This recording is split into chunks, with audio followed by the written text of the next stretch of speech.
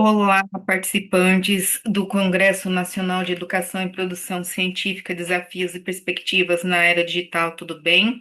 Eu sou a professora Milena Gaion Malosso, da Universidade Federal do Amazonas, e vou falar para vocês hoje a respeito do Comitê de Ética em Pesquisa, que a gente chama de CEP, e o papel e importância dele na Comissão Ética. Tá? Eu vou fazer a apresentação do Comitê da Universidade Federal do Amazonas, que é a instituição ao qual eu sou vinculada. Mas eles funcionam, né? Todos os comitês de ética funcionam de maneira particularmente igual, porque eles seguem as mesmas normativas, resoluções, regimentações, tá? Mas eu vou falar aqui as da UFAM, que foi a que eu peguei lá da página do local onde eu trabalho. Então, o sistema é composto pelos comitês de ética em pesquisa com seres humanos, que a gente chama CEP, e a Comissão Nacional de Ética em Pesquisa, que é o CONEP, formando o sistema CEP-CONEP, foi instituído em 1996 para proceder à análise ética de projetos de pesquisa envolvendo seres humanos no Brasil. Esse processo é baseado em uma série de resoluções e normativas deliberadas pelo Conselho Nacional de Saúde, que é o CNS, órgão vinculado ao Ministério da Saúde. O atual sistema possui como fundamento o controle social exercido pela ligação com o Conselho Nacional de Saúde, na qual mais de 98% das análises e decisões ocorrem a nível local pelo trabalho dos comitês de ética em pesquisa e o foco na segurança, proteção e garantia nos direitos dos participantes da pesquisa. Os CEPs são colegiados interdisciplinares e independentes de relevância pública, de caráter consultivo, deliberativo e educativo, criados para defender os interesses dos participantes em pesquisa e sua integridade e dignidade e para contribuir no desenvolvimento da pesquisa dentro dos padrões éticos. O Comitê de Ética em Pesquisa da Universidade Federal do Amazonas, que é o CEP-UFAM, foi criado pela portaria do reitor número 558 de 99, de 20 de abril de 99, e aprovado pela Comissão de Ética em Pesquisa do Conselho Nacional de Saúde, CONEP, no dia 4 de agosto de 2000. Então, nós já temos aí 25 anos de funcionamento de Comitê de Ética em Pesquisa na UFAM. O CEP e o FAM é uma comissão constituída por membros de várias áreas do conhecimento e representantes dos participantes em pesquisa, que tem por finalidade a avaliação da pesquisa com seres humanos nessa instituição, em conformidade com a legislação brasileira regulamentada pelo Conselho Nacional de Saúde. A análise ética em pesquisa com seres humanos ocorre por meio da plataforma Brasil, que tem esse símbolozinho aqui, esse ícone, tá? Onde o pesquisador responsável insere os dados da pesquisa, originando um protocolo que será avaliado inicialmente no Comitê de Ética local e, se necessário, pela Comissão Nacional de Ética em Pesquisa. Então, como que funciona isso? A gente entra lá na plataforma Brasil, se cadastra, coloca os dados dos nossos projetos ali e o nosso projeto vai para o comitê de ética para ser avaliado no comitê de ética. Não vou falar aqui de preenchimento de plataforma Brasil, porque não é o objetivo dessa aula. Eu precisaria de uma palestra apenas para explicar o funcionamento, né, e a utilização lá da plataforma Brasil para o envio desses projetos. Mas basicamente é um site onde você coloca os dados dos seus projetos que vão ser enviados para o comitê de ética que vai avaliar conforme o que eu estou pondo aqui nessa palestra, tá? Quais são as atribuições do Comitê de Ética? Então, as atribuições do Comitê de Ética em Pesquisa com Seres Humanos, segundo a Resolução 466/2012, nos itens 8.1, 8.2 e 8.3, são avaliar protocolos de pesquisa envolvendo seres humanos, com prioridade nos temas de relevância pública e de interesse estratégico da agenda de prioridade do SUS, com base nos indicadores epidemiológicos, emitindo parecer devidamente justificado, sempre orientado, dentre outros, pelos princípios da impessoalidade, transparência, razoabilidade, proporcionalidade e eficiência. Olha lá, são características do direito. Tá, do direito civil, dentro dos prazos estabelecidos em normas operacional, evitando redundância que resulta em morosidade na análise. Então, chega lá, pega, vê se está correto, se não fere o direito de ninguém, se pode ser executado, se é ético, aprova, se não é, devolve para correção ou nega, tá? Desempenha papel consultivo e educativo na questão ética, porque às vezes a gente fica ali perdido. Eu, por exemplo, no primeiro momento, eu trabalhava com plantas medicinais. E eu queria fazer um questionário de plantas medicinais, perguntando qual planta você usava, para a pessoa, né, qual planta você usa, para que que você usa. E aí eu falava que não tinha risco.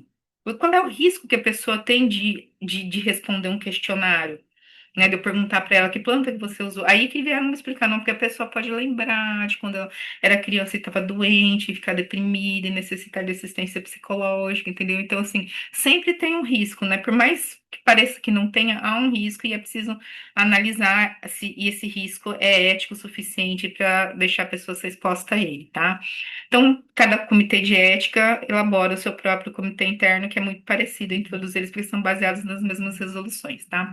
Aqui eu tenho algumas estatísticas da UFAM, que são as últimas que eu encontrei no site, que são até de 2021, né, que foi logo pós-Covid, e depois não teve mais estatística ali sendo alocada no site. Então, nós temos aí que no ano de 2018, a coluna verde são os projetos que foram encaminhados, né, para o Comitê de Ética, 480 foram aprovados, que são os laranjas, e 82 eles foram não aprovados, né, por falta de atendimento de pendência ou não teve resposta argumentativa para justificar, né? Então, tipo, se a pessoa falar, eu mandei ela, mas agora não tô mais afim de fazer, deixa quieto, né? Ou então, o comitê de ética fez uma pergunta lá, o que que justifica você estar fazendo tal coisa, e a pessoa não soube responder e também ficou por ali, né? E deixou parado o processo, ele extinguiu.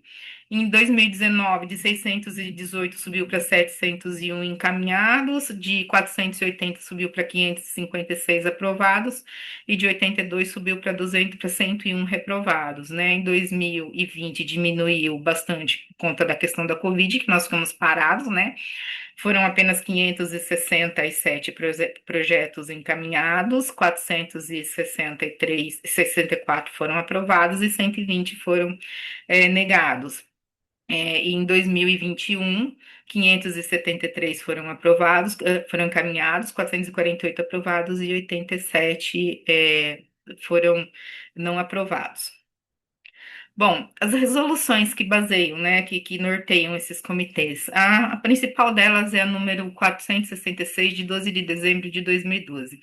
Ela vai nortear todo o funcionamento dos comitês de ética, tá? Principalmente no que rege as questões de ética especial, que é o que eu vou colocar aqui. Tá?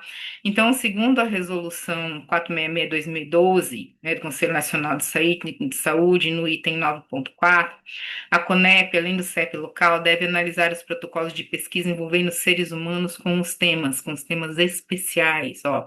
Genética humana, quando o projeto envolver envio para o exterior de material genético ou qualquer material biológico humano para obtenção de material genético, salvo nos casos em que houver cooperação do governo brasileiro, biopirataria, preocupação 1, né? E tem 1.2, armazenamento de material biológico ou dados genéticos humanos no exterior e no país, quando de forma conveniada com instituições estrangeiras ou instituições comerciais. Alterações de estrutura genética de células humanas para utilização in vitro. Pesquisa na área genética de reprodução humana, reprogenética. Pesquisa em genética de comportamento. Pesquisa nas quais esteja prevista a dissociação irreversível de dados dos participantes da pesquisa.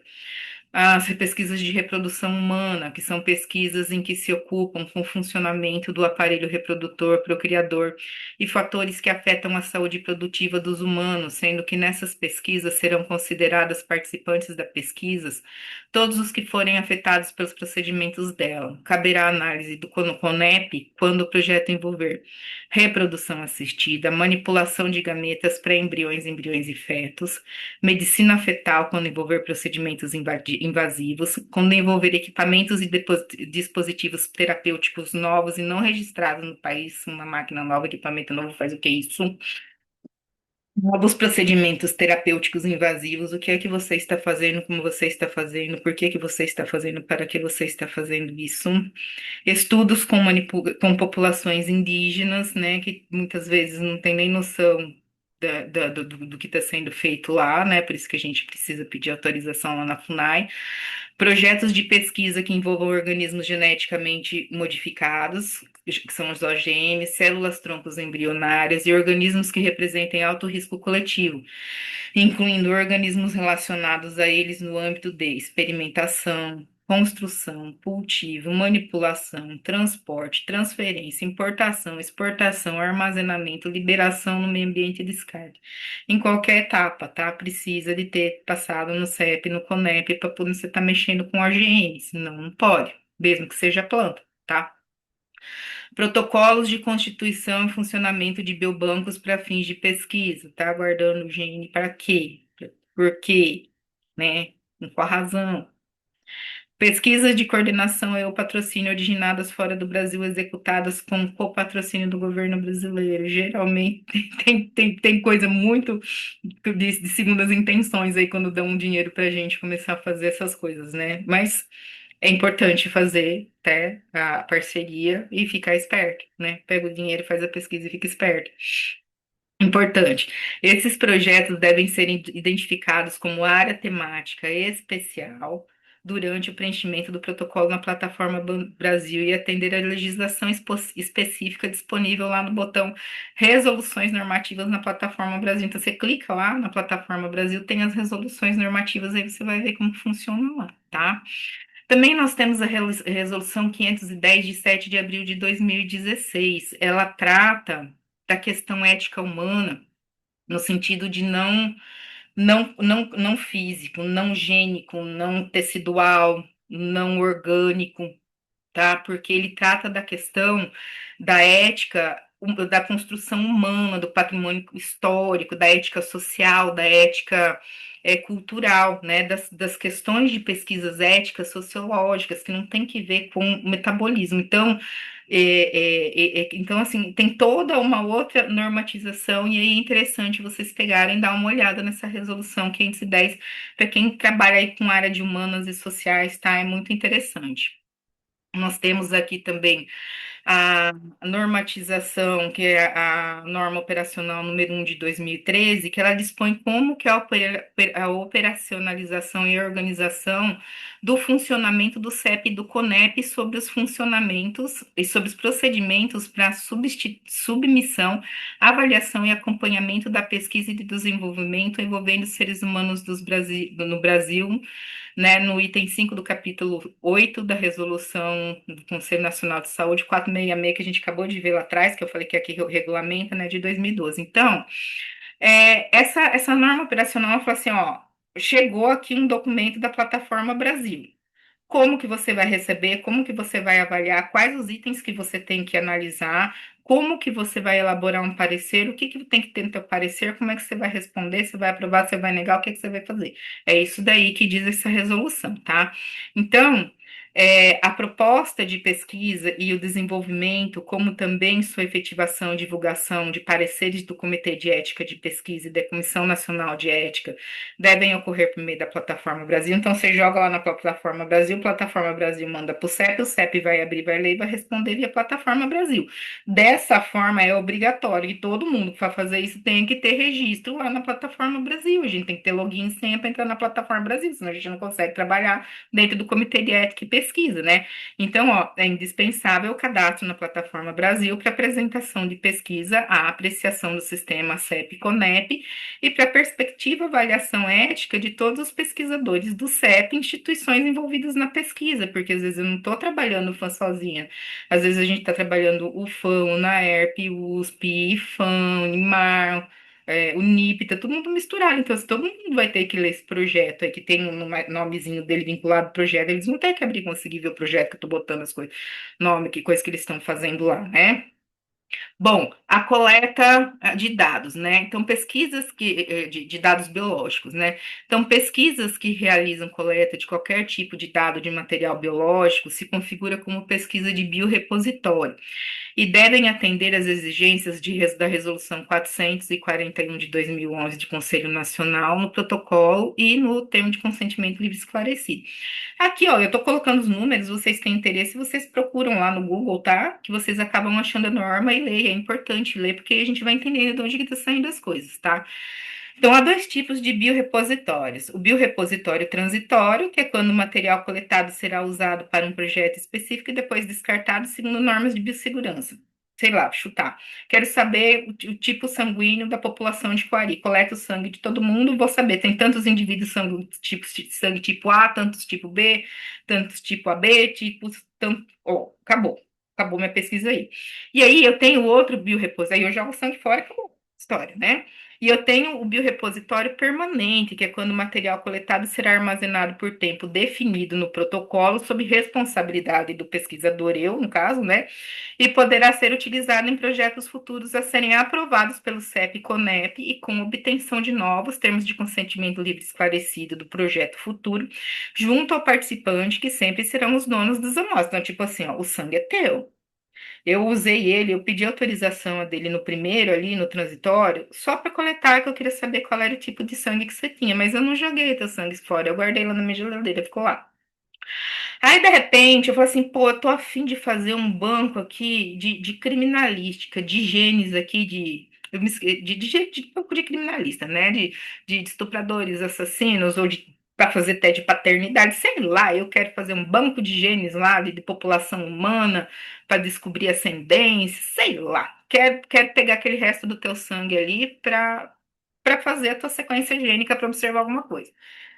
Então, isso daí já começa a virar, já mudou a história, já é um biorepositório permanente, aquele sangue já vai ficar parado ali, e o sangue é teu, embora você tenha me dado autorização para ver o teu tipo de sangue, você não me deu autorização para fazer análise gênica dele, genômica dele. Então, se eu quiser fazer, né, a sequência gênica do teu DNA, eu tenho que voltar lá com outro termo livre esclarecido, você pediu, ó, agora você deixa eu fazer, né, a sequência, o sequenciamento aí dos seus genes para colocar no meu biobanco, no meu banco de genes. Mas se o cara autorizar, beleza, senão você vai ter que descartar, ok?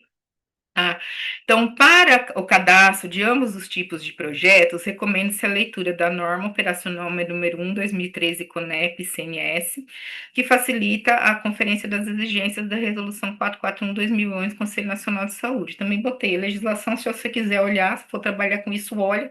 Pelo menos você não erra na hora de fazer os protocolos, porque é muito mais chato fazer essas autorizações em comitês do que de se fazer a tua pesquisa propriamente dita, tá? Demora mais, vai e volta de papel, e arruma papel, e ajeita papel, né? Ajeita o projeto do que para fazer o projeto propriamente dito, tá?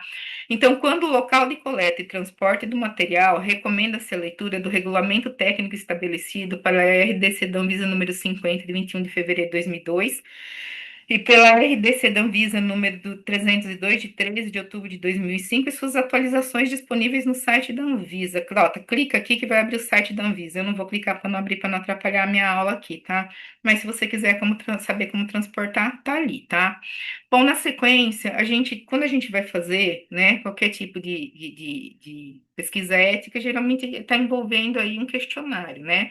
Aqui na UFAM, a gente pode fazer tanto questionários online, quanto a gente pode ir lá com a pessoa e conversar com a pessoa, entrevistar a pessoa. Eu peguei aqui um termo de consentimento, um exemplo de termo de consentimento livre esclarecido da UFAM, que está lá na página da Faculdade de Farmácia, tá?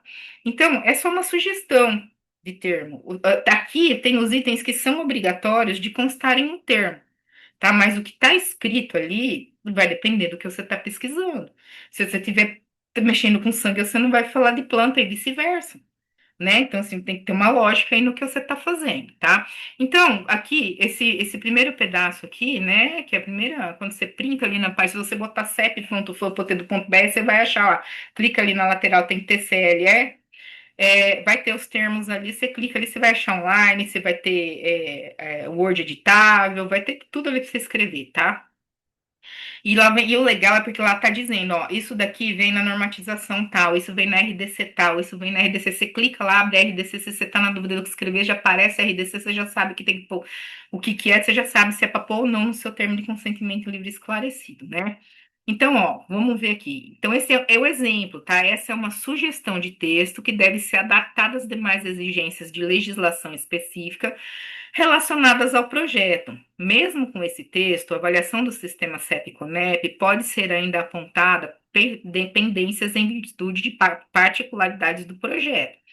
Veja a Carta Circular 121 com CEP, CNS, MS sobre pesquisa com o uso de ambiente virtual para melhor adaptação do seu instrumento. Eu coloquei essa resolução lá nos últimos slides, tá? Para você clicar e dar uma olhada lá. Seria mais uma aula de 4 horas inteiras para eu explicar a questão da pesquisa virtual para vocês. Seria uma outra palestra, tá? Então, aí tem que ter o cabeçalho institucional é obrigatório, e eu peguei lá da Faculdade de Farmácia, né? Centro de Ciências Farmacêuticas da UFAM. Aí tem que ter o título da pesquisa, eu vou falar do meu, tá? É levantamento etnofarmacobotânico no município de Quari, tá? Então, aí vem lá, o senhor, a senhora está sendo, eu tô entrevistando uma pessoa, tá? O senhor, a senhora está sendo convidado para participar do projeto de pesquisa Levantamento Etnofarmacobotânico no município de Quari, cujo pesquisador responsável é a professora doutora Milena Gayuma Losso, professora do Instituto de Saúde e Biotecnologia da Universidade Federal do Amazonas, tá? Então, isso eu estou dirigindo a pessoa na forma de convite. O senhor está sendo convidado, eu não estou catando o senhor pelo braço e arrastando, ei, vem cá, amigo, vem cá responder essa pesquisa. Não, né? É um convite, né? Porque, veja, de acordo com as normas, né, que são a Circular 51 e tudo mais, lá está dizendo que a gente tem que fazer na forma de convite. Mesmo porque se a gente for agressivo, a pessoa não vai responder a pesquisa, a pessoa vai ficar com medo, né? Bom, o senhor está sendo convidado por quê? Então tem que explicar de forma simples, porque o senhor conhece planta medicinal e eu estou atrás de pessoas que conheçam plantas medicinais porque eu estou em busca de novos medicamentos, né, para pesquisar. Os objetivos do projeto são, então, conhecer como as plantas são utilizadas popularmente para eu tentar encontrar princípios ativos ou biomoléculas, né, que tenham atividade química, biológica, metabólica, né, para curar uma doença. É isso daí que eu vou falar para a pessoa. Caso aceite participar da pesquisa, a participação consiste em responder um questionário, né? Aí você tem que explicar em linguagem simples a etapa da pesquisa, detalhando como será a participação em caso de aceito em todos os procedimentos, né? Informar o teor do conteúdo do instrumento, explicar, né? Você tem que explicar, o senhor vai ter que tirar sangue, o senhor vai ter que ficar em jejum, o senhor vai ter que não sei o quê, que não sei o quê. Depende do que você está fazendo lá da pesquisa. Eu vou falar da minha de planta, que é o que eu tenho propriedade para falar, tá? Ó, a gente tem que solicitar explicitamente, tá? A autorização para registro de imagem e som. Então a gente coloca assim, ó, aproveita a oportunidade para solicitar explicitamente autorização para o registro da imagem e o som do senhor, né, ou da senhora, se for o caso, e será realizado, né, promovendo procedimentos que assegurem a confidencialidade, a privacidade, a proteção da imagem, a não estigmatização de participantes da pesquisa, garantindo a não utilização de informações de prejuízos de pessoas ou das comunidades, inclusive em termos de autoestima, de prestígio, de aspecto econômico e financeiro. Mas professora, falar de planta medicinal, a pessoa vai traumatizar o quê? Vai estigmatizar o quê? Nada, mas de repente você está trabalhando com pessoas que tenham AIDS e que não queiram que saiba que ela está doente, você está trabalhando com pessoas que têm deformações, que têm vergonha, entendeu? Então, assim, tudo isso pode levar a uma estigmatização.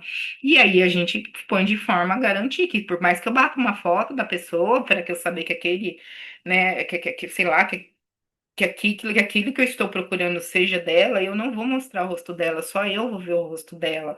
Isso não vai ser tornado público, né? Então não tem motivos para que ela tenha vergonha ou não participe por conta disso, porque vai ser sigiloso, tá?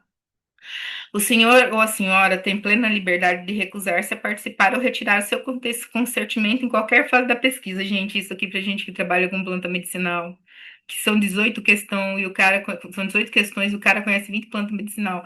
Quando chega na terceira carga, na terceira planta, ele fala, eu quero ir embora, eu não quero mais. Aí eu falo, tá bom, onde é que o senhor mora? Pra gente não perder, né? Se a gente vê que a pessoa manja de planta medicinal mesmo, a gente fala assim, ah, beleza, né? O senhor pode, mas eu posso ir na casa do senhor depois, uma outra hora que o senhor tá mais desocupado? Que dia que eu pude ir lá pra gente conversar mais? Tá tão interessante, o senhor tá me ensinando tanta coisa legal.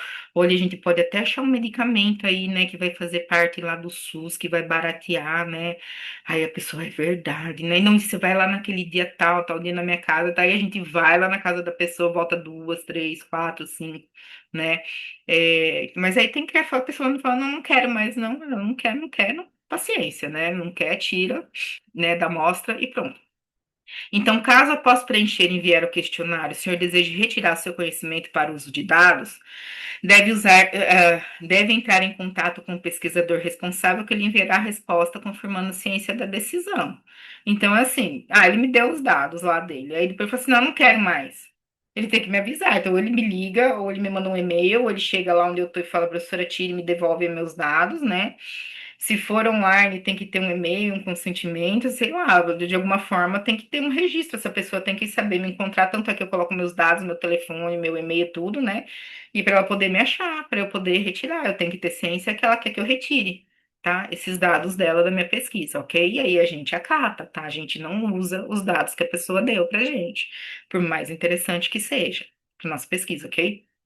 Então, toda pesquisa com seres humanos envolve riscos aos participantes, que eu falei, ó, de lembrar que quando era criança que tomou um chá de boldo e vomitou porque estava passando mal do estômago, tá? Nessas pesquisas para o senhor são, lembra que eu falei, gente, mas não tem risco nenhum responder o questionário, né? Então, no caso, era ter alguma lembrança que causasse, né, depressão na pessoa e tudo mais, né?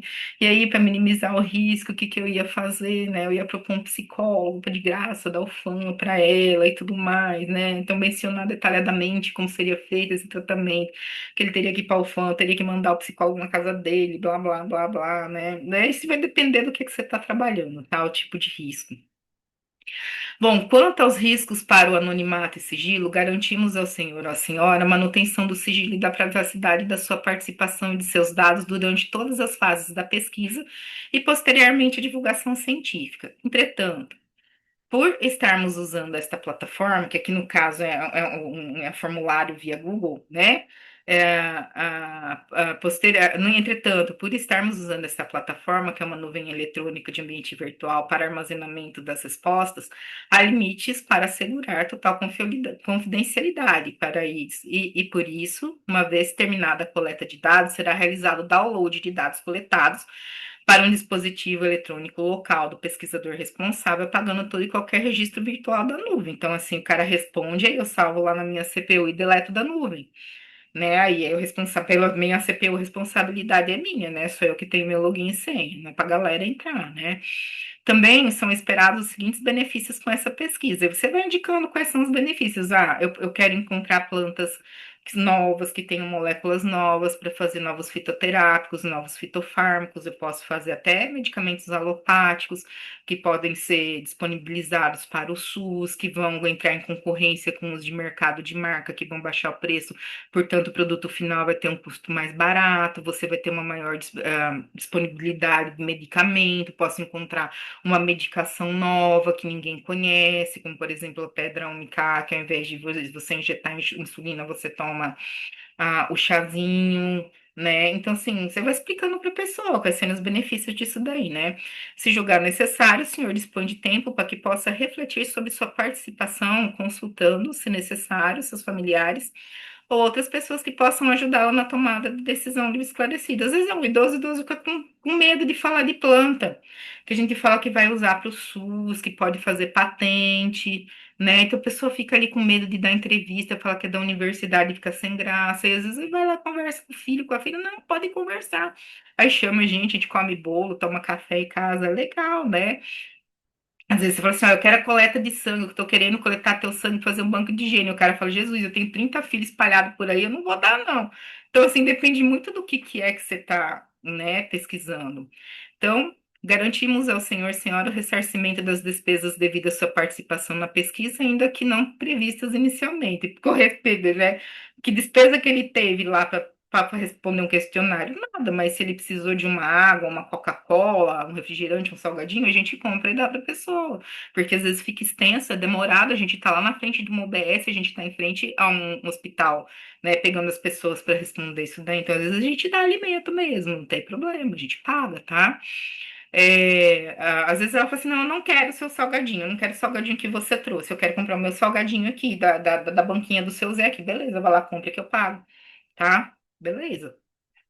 Também estão assegurados o senhor o direito de pedir indenizações e cobertura material para a reparação de dano causado da pesquisa participante, só se tiver dano, né? Se não tiver dano nenhum, não tem que ter reparação.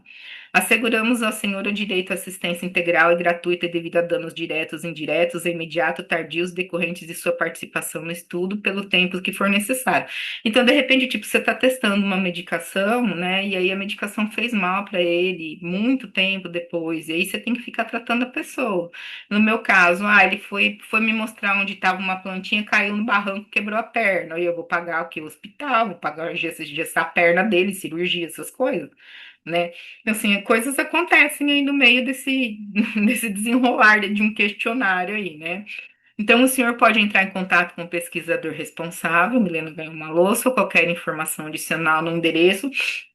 Eu coloco o endereço da UFAM, não põe na minha casa, porque eu não gosto de gente bater na minha casa. Coloco meu e-mail profissional, que é o milena@ufam.edu.br, que está aqui no final, e coloco meu telefone, meu WhatsApp institucional também, tá? Lá no termo de consentimento livre esclarecido. Pessoal, eu não ponho não, tá? Então, aí aviso que eu estou disponível 24 horas por dia, 7 dias por semana, que nesse pode mandar, porque meu WhatsApp institucional fica comigo 24 horas por dia, tá? 7 dias por semana. Então, o senhor também pode entrar em contato lá com o comitê de ética, que tem o e-mail tal, telefone tal, localizado em tal lugar, tá? Quiser ir lá ver se o que eu estou fazendo é sério, pode ir, tá? Recomendamos para o senhor que imprima, né? A gente já dá impressa as duas cópias lá, ele assina uma, eu já pego outra, mas a gente aconselha que ele imprima e tenha uma cópia com ele, caso ele tenha alguma dúvida ali mais para frente, tá?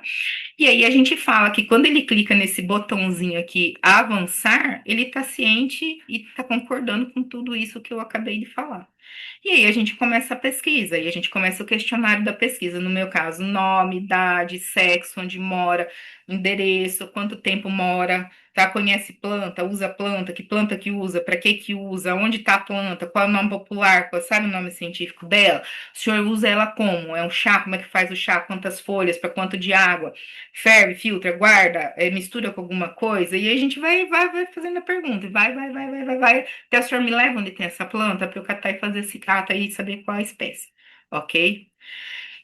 Bom, o termo tem, a gente tem o termo, esse termo de livre esclarecido que eu fiz foi para uma pessoa adulta maior de 18 anos, né? Aí que vai responder. No caso, se for uma criança que for responder, meu negócio lá, quem vai responder o termo livre esclarecido é o pai. Então a gente vai fazer um termo livre esclarecido para o pai assinar a autorização da criança, tá? Termo de assentimento é quando o documento é elaborado em linguagem acessível para menores ou para legalmente incapazes, por meio do qual participantes da pesquisa serão devidamente esclarecidos e explicitarão sua anuência em participar da pesquisa sem prejuízo do consentimento de seus responsáveis locais. Contudo, deve ser o TCLE dos pais responsável adaptado à faixa etária, principalmente menor de 18 anos. Então, o que é esse termo de assentimento? A gente faz muito isso daqui em projeto de extensão escolar. Quando a gente vai fazer projeto de extensão na escola, a gente manda um termo de consentimento livre e esclarecido para os pais. Olha, vimos por meio de solicitar autorização. Não, a gente coloca assim, ó. Coloco seu nome, CPF, maior de idade, pai, mãe do responsável legal pelo fulano de tal, aluno do sexto ano da escola estadual Maria Almeida do Nascimento, autorizo meu filho participar do projeto, sei lá, feirinhas de plantas medicinais do ISB, conhecendo plantas que curam, não sei o quê. Autorizo ele a jogar joguinhos e não sei o que, não sei o que, não sei o que. O pai autorizou. Beleza, chega na hora a criança tá assim. Você não quer brincar? Bem, eu não quero brincar. Não quero brincar. Tá todo mundo brincando, pulando lá. A professora não quer. Então tá, vamos fazer então um termo de assentimento, porque tem que bater o número das coisas, né? Porque eu falei que eu ia atender 1.000, de repente tá aparecendo 800, cadê esses 200 que sumiram, né? Então faz um termo de assentimento, falando assim, olha, embora meu pai tenha autorizado, eu não quero participar do jogo, eu não quero participar da feira de planta, eu não quero comer Danone, eu não quero comer o brigadeiro de maracujá lá do degustável, não sei o que, e ela assina que não quer e pronto. Mas tá bem? Então, assim, ó, o pai deixou. É ela que tá falando que ela não quer ir. O que nós não poderíamos fazer era o contrário. O pai fala assim, ó, ela não pode ir brincar. E aí, na hora, ela ir brincar. Tá fazendo o contrário. Tá? Porque se o pai falou que não, é não. Agora, se o pai falou que pode e ela não quer, eu não vou obrigar a criança. Né? Então, ela vai falar que ela não quer. E pronto, acaba a história aí, tá? Termo de compromisso de utilização de dados, que é TCUD, que é quando a gente não consegue encontrar as pessoas.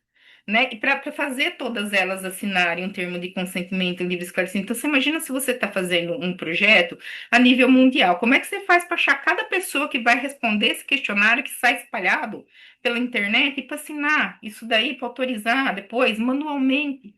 Não tem como. Só que para você poder fazer isso daí, depois você vai ter que ter uma justificativa lá no comitê de ética muito plausível eles deixarem você fazer isso daí, né? De usar dado de pessoas que você não sabe quem que é, né? E da onde é que tá vindo, né? Por que motivo seja. Então, assim, tem que ter uma justificativa muito plausível. Geralmente na área de saúde tem umas justificativas bem plausíveis para o pessoal fazer essas coisas, tá? E sociais também tem, tá? Culturais, mas assim, biológica eu não enxergo muito como ver isso, né? Se eu quero pegar o sangue, o DNA, o conhecimento da pessoa tem que estar perto dela, na minha cabeça. Eu não consigo enxergar isso, extrapolar para uma outra área, né? Talvez vocês consigam. E aí vocês me mandam feedback no meu e-mail, se vocês conseguem enxergar onde pode ser usado esse TCUD aí de uma forma prática, para eu colocar numa próxima palestra minha, tá? Manda para mim por e-mail que eu vou ficar bem feliz. Bom, a gente tem que ter o termo de anuência da instituição também. Eu não posso chegar num lugar e fazer um projeto do nada. Falei, hello, cheguei com minhas coisas que estou fazendo. Entrar para dentro do hospital, começar a fazer questionário nos pacientes, entrar para dentro de uma UBS, perguntar de planta, entrar, seja lá onde for, ser coletando sangue dos outros. Não posso fazer isso, né? Então, o chefe do local onde a experiência, né, a pesquisa irá ocorrer, tem que estar de acordo. Então, ó. A gente tem que ter esse termo de anuência, que é o documento que o dono lá, o gerente, o diretor, o presidente, o chefe, o responsável do lugar do local onde vai ocorrer a pesquisa, deixa eu ir fazer a pesquisa lá, tá? Então, é o documento emitido pelo local onde será realizada parte da pesquisa, por exemplo, a instituição onde serão coletadas amostras ou o local onde elas serão analisadas, e ainda comunidades, associações, escolas, entre outras. Por isso, o local deve manifestar sua autorização de apoio ao estudo por meio do termo de anuência. Então, aqui no caso da UFAM, quando as atividades são realizadas dentro do mesmo setor, eu não preciso pedir autorização, mas se eu for para o outro setor, eu tenho que pedir autorização. Tá? É lógico. Eu sou na faculdade de farmácia, eu não vou chegar lá na faculdade de medicina e sair coletando sangue, fazendo questionário lá nos outros. Eu não vou sair daqui da faculdade de biotecnologia e ir lá na faculdade de letras e começar a pegar sangue dos outros, não faz sentido. O diretor lá da faculdade de letras tem que saber que eu tô indo lá coletar sangue, que eu tô indo lá fazer questionário. Senão eles vão chamar a polícia e vão me tirar de lá, né? Tem que ter noção das coisas também na hora de fazer, né? Bom, em instituição de pleno direito, a carta ou termo de anuência deve ser expedida pela própria instituição anuente, ou seja, né, o lugar lá, o hospital que tem que deixar eu ir. Então, quem que vai expedir o termo de anuência? É o diretor do hospital. Se eu quero ir lá coletar dado de planta medicinal com as pessoas que estão se atendendo lá nas cadeirinhas, né, que eles vêm do interior, eles sentam nas cadeirinhas, a gente senta junto, fica perguntando, é o diretor do hospital quem tem que ter anuência. Então, tem que ter lá, né, no cabeçalho tem que ter lá o logo lá do hospital, quem vai assinar é o diretor do hospital ou o cargo maior que tem lá do hospital, né, para me autorizando, né? Então deve ser expedida pela própria instituição anuente, papel timbrado e com assinatura do maior gestor ou gestor com maior utilidade, tem que estar assinado também, carimbado. Não são aceitas cartas de pesquisador para a instituição com simples de acordo do gestor. Então, tipo assim, mano, assim, ó, venho por meio desse a solicitar autorização para realizar projetos, para realizar questionários de pesquisa no dia tal a tal, no horário tal a tal, no ambulatório tal, sobre plantas medicinais. O cara sente de acordo. Pô, não pode, ele tem que mandar um papel timbrado, que nem esse aqui, ó. Um papelzinho timbrado, ele vai botar um papelzinho timbrado aqui do hospital, aí ele vai fazer o termo de anuência dele, vai escrever termo de anuência, vai escrever: declaramos para os devidos fins que estamos de acordo com a execução do processo de pesquisa intitulado Levantamento Etnofármaco-Botânico no município de Quari, sob a coordenação e responsabilidade do pesquisador professora doutora Milena Gaion Malosso, e assumimos o compromisso de apoiar o desenvolvimento da referência à pesquisa a ser realizada essa instituição no período de tal a tal. Eu vou dizer da data tal a tal, né? Aí ele vai assinar após a devida aprovação no CEP-CONEP, né? Porque só, lógico que só vou mandar essa anuência para ele depois que o CONEP autorizar, tá? E aí ele assina e carimba aqui, bota a data, tá? Então, esse modelo de termo de anuência tem até uma sugestão de arquivo editável aqui na página da UFAM. Você entra lá, cepufam.edu.br, tá? Se eu clicar, se você clicar aqui vai aparecer. Eu não vou clicar para não abrir a página aqui no Instagram, tá? Mas você vai aparecer várias opções de editáveis ali. Você vê qual que é melhor para você, você edita, digita, bota o timbre, manda o timbre pro cara lá, manda o papel pro cara botar o timbre, é fácil, tá? Tem muito não. Bom, a gente tem que ver aqui pesquisas em ambiente virtual que eu estava falando, tá? Quem está regulamentando ela é a Carta Circular número 1 de 2021, CONEP, CQNS do MS, que, né, em Brasília, 3 de março de 2021, tem a orientação de procedimento para pesquisas em qualquer etapa de ambiente virtual. Cara, é uma resolução gigante. Eu preciso de umas 4 horas para explicar isso para vocês. Nem uma palestra não dava conta, eu precisava de uma aula, né? Então, assim, é bastante coisa. Pega e dá uma lidinha nela, tá? Pesquisas para estrangeiros, aqui eu também coloquei o link, não vou clicar para não abrir, mas se você clicar ele abre, tá? Então, assim, pesquisas com estrangeiros também tem normatização própria, específica. O cara não pode chegar aqui no Brasil, sair coletando, sair perguntando, sair pesquisando, tá? Mesmo em parceria com instituições brasileiras, tem normas para serem seguidas, tá? E pesquisas com indígenas também, tá?